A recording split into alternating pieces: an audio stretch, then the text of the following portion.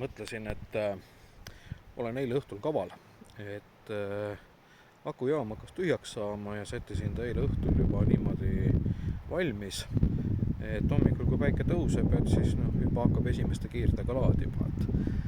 Aga ilmatead ei lubanud seda, et täna tuleb vihma öösel või hommikul. Ja juhtus siis niimoodi, et hommikul vist äkki kas 5-6 vahel või 6-7 vahel, ma ei mäleta kuidagi, midagi ta seal oli.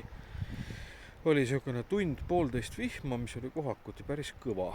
Ja siis, kui ma üles ärkasin selle peale, et appi vihm ja mul on akujaam väljas ja päiksepaneel ja nii edasi,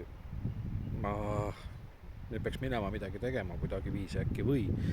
Aga uni oli ka nii magus ja kuidagi lõin käega, tühja sellest, las olla on ju.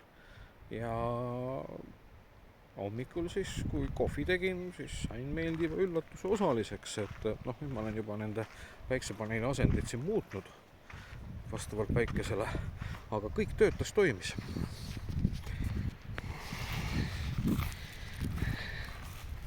Nii, EcoFlow päikesepaneel suurepäraselt toimis, ei teinud vihtale mitte midagi. Ja siis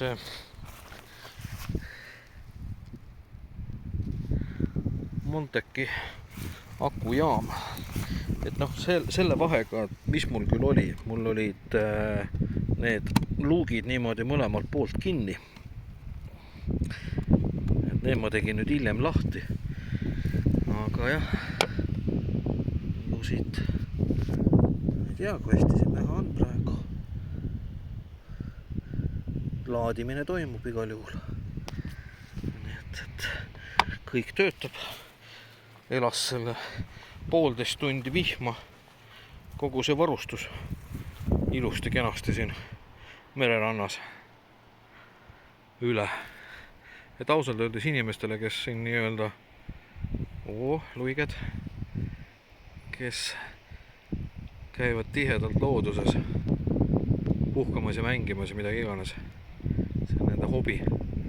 Aga voolu võib vaja olla, et siis ma ütlen küll, et need on sellised head asjad, mis andestavad ausalt öeldes teile aeg-ajalt teie vead. Nii et mobileed.ee on see lehekülg, kus saab siis seda Monteki akujaama osta ja EcoFlow päikesepaneeli. Et üks võlusõna on ka DJ10.